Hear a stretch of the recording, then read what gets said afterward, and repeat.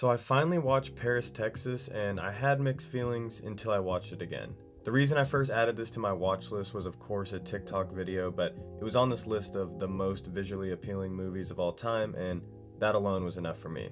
I saw the Still of the Blonde Girl, I'm sure we've all seen that one. A couple shots got thrown into my For You page, and it just seemed like a lot of people really enjoyed this movie. And I've talked about this before, but expectations going into movies can change, sometimes ruin the whole experience, and it was honestly kind of difficult for me to just sit down and get lost in this movie. But once I did, well, that is why we're here today.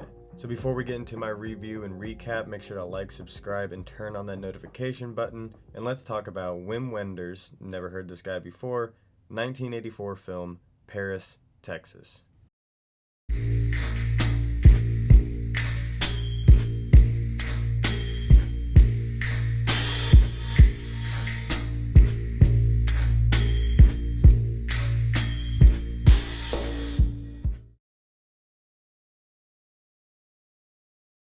I can't even lie, the intro had me a little worried. I mean, it is a slow burn, but we see a man in a suit, disheveled and wandering the desert along the Texas-Mexico border. He stumbles across a bar, and after finally finding a water source, he collapses to the ground. He wakes up in the greenest hospital room I've ever seen. I mean, I did actually like the lighting on this though, but for some reason the doctor is like German or Austrian, and this man will just not speak. He is conscious and aware, but seems practically mute. This man has very little on him, but inside his wallet is a business card for this Walt Henderson guy. So the doctor gives him a call and describes the situation, and this Walt guy knows that this mute is his brother Travis, who has been missing for 4 years. Alright, now I'm locked in. So Walt is your typical LA marketing guy, but he and his French wife have been the stand-in parents for Travis's son Hunter while he's been off the grid. Walt takes a 2-day trip to reunite with his brother, and still he's got nothing.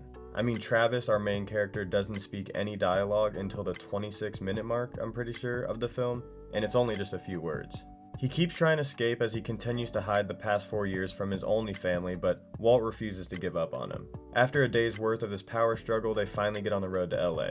This is where we start seeing some amazing shots and just the best color palettes. They make it home and Travis still seems very traumatized, almost like he forgot how to interact with humans, and then Walt's French wife just always has this weird, flirty undertone to her, but the son Hunter, who is obviously very confused, just rejects the idea of Travis being his father at first. We spend the next chunk of the movie seeing Travis get his feet back from under him as he slowly starts to connect with his son, so much so that Walt's wife is now worried they're going to lose their quote-unquote child. This movie brings up some really good questions about what's the best for the child. Is it better for the kid to be with his parents or more adequate parental figures? But once these barriers are broken down, Hunter goes for his real dad, Travis. So Hunter's biological mom, Travis's ex-wife Jane, also decided to go off the grid around the same time as Travis. We don't find out yet what happened, but their separation was so chaotic and toxic that it led them to getting rid of their son and disappearing into the distance.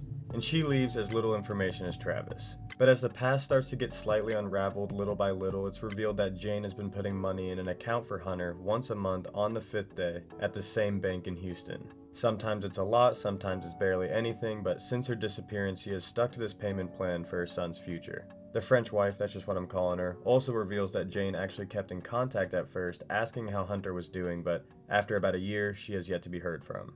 Travis thinks that the only way to make all of this right is for Hunter to be reunited with his real mom, Jane, and the second half of the movie, the real good stuff, is their journey to Houston. We watch as Travis goes back into dad mode, but still doesn't seem the most fit for this situation. Like, he leaves his son unattended at times and is continuing to have problems with alcohol. But this Hunter kid is like one of the most aware and knowledgeable 8-year-olds I've ever seen. They finally spot her and follow her to her place of work, and this is where Travis starts pulling off some of the best emotional, just facial expression acting I've seen in a minute. So it turns out she's like an in-person call girl / potential stripper. Like, the way the business is ran is you go down to these little booths and inside is a double-sided mirror. The customer can see the girl in the other room, but they can't see you. And then one of the female workers comes down dressed to whichever themed room you booked and just sits there and listens to your problems. Some of it seems sexual, but for the most part, it's just a place for lonely guys. Either way, Travis sees this and is heartbroken. The woman he once was married to, still clearly in love with, and the mother of his child, in his eyes, has degraded herself to becoming a semi-sex worker of sorts.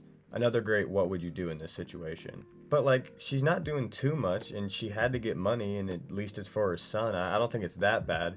Travis, though, very clearly conflicted, still wants to make this work. He goes to meet with her again to talk, and we finally get a glimpse into their relationship 4+ years ago. When they got married, there was a huge age gap. Jane was like 18, 19 years old, and Travis was well into his 30s. And Travis was so in love that he couldn't go an hour without seeing her. Like, he would go to work to support the family, but would miss her so much that he'd quit and just jet back home. As the very obvious financial problems caused from this weighed over their heads, and Travis started to drink, and he would get clean sometimes, but the bottle always came back. And as Jane was going through her own identity quarter-life crisis, would wander off in the night to go live her carefree lifestyle that she felt she was meant to live. This caused a lot of trust issues, and in their own way, each of them was being driven crazy. It all led up to Travis tying a bell to her at night so he could hear when she left, and when she finally got away, he tied her up to the stove or something. Yeah, I was really liking Travis this whole time, but this paints him in a whole new light. The last 4 years for him has been just filled with regret of this experience. This is the best part of the movie, him telling Jane his life story as she slowly realizes it's him on the other side. I mean, the acting here was just great. But Travis tells her Hunter is in a hotel room nearby, tells her the room number, and hands off the son to his mother. As expected, she does go and she reunites with her son as we see Travis watching from a parking lot nearby. He fades off in the distance, most likely to go back off the grid, and we are left with the hopes that this time, Jane is truly a mother to Hunter. After watching this the first time, I did slightly feel let down because, again, my expectations, but I felt like this movie could have gone in so many different directions. I guess it's good to leave things mysterious and up for interpretation, but what the hell was Travis doing for the past 4 years? They could have gone maybe in the criminal route, maybe he wandered into like the wrong situation, wrong time.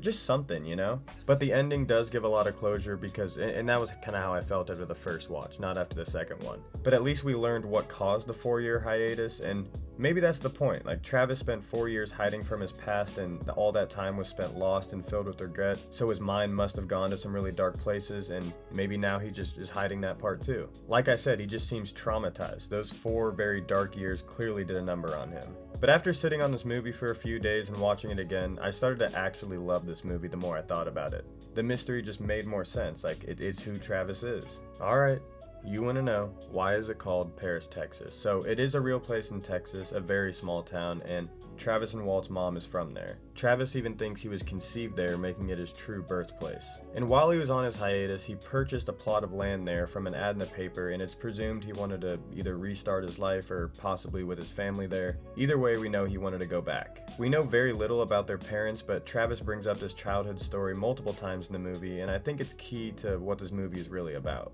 His dad would make this joke that his wife was from Paris, and then he would take a pause and say Texas, making whoever he was talking to initially think she was from France, only to reveal it's from a less quote-unquote nice place, the middle of nowhere, Texas. He says that his father started to believe the idea he created of her being this fancy, classy lady from Paris, which was what he truly wanted, and that was all he saw when he looked at her, and I think this ties into Travis and Jane's relationship a lot. The idea you have of someone, the person you love so much that you're blind to anything negative about them, is not who they really are. Even though it's hard, the love you have for someone cannot overshadow their bad sides, their darkness, their true colors. You have to do what is best for you and everyone involved. In this case, Travis and Jane needed to separate themselves from each other, and also had to give up their kid because they were clearly not in the right mind and suited to be parents. They had to let him go because it was what was best, not the idea that they created.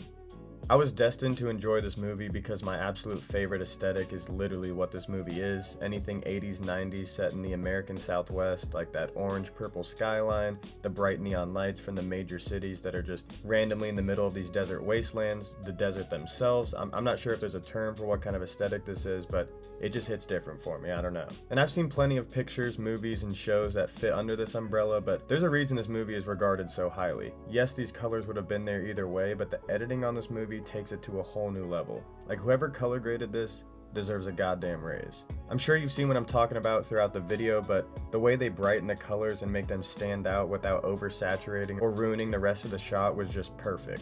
I mean, broad ass daylight in the middle of the desert, and these colors are popping out like a damn Warhol painting.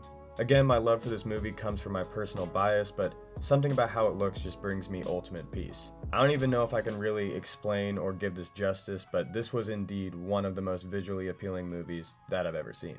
I did enjoy the story, though I thought it could have been more interesting. Thank you, short attention span. The only thing that I really would have changed is the music. Some scenes could have used an actual score instead of the 3 or 4 old Western guitar strings they very spaciously plucked throughout the movie. I mean, there is very very little music. I really enjoyed Travis as a character, and the acting from him was great. He just stands out above the rest of the film, but the cinematography and colors alone is what makes this movie a 4.5 out of 5 for me.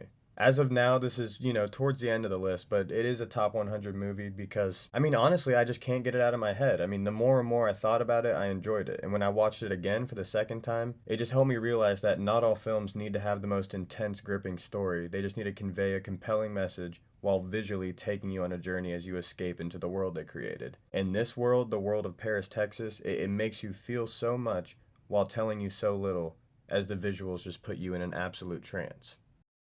Sorry if I kind of went off the course there for a minute, multiple times kinda, but this movie just brought out so much emotion and thought that you really just have to see it in order to feel it. This video comes with an extremely strong recommendation, even though I might have spoiled a little bit for you, trust me I didn't. If you have seen it, I would love to hear your thoughts on it. What were some of your favorite shots? What did you think of Travis? Just let me know. And if you haven't, when you have a night to yourself and just need an escape, throw this bad boy on. And then of course come back here and let me know about your experience. So right now my current plan is to have a video coming out at the very least bi-weekly until Manifest comes back. We're not really sure when that's going to be yet, but when it does, we are going to be dedicating like a whole month to that series. But a movie like this just hit too deep for me not to talk about it. So make sure to leave a like and subscribe if you like videos like this. I just love recommending movies, but I love watching your recommendations even more, so go give me a follow on Letterboxd, link in description, so I can see what you guys are watching or wanting to watch. And yeah, I don't know, this video seemed all over the place, but that's just what we do here.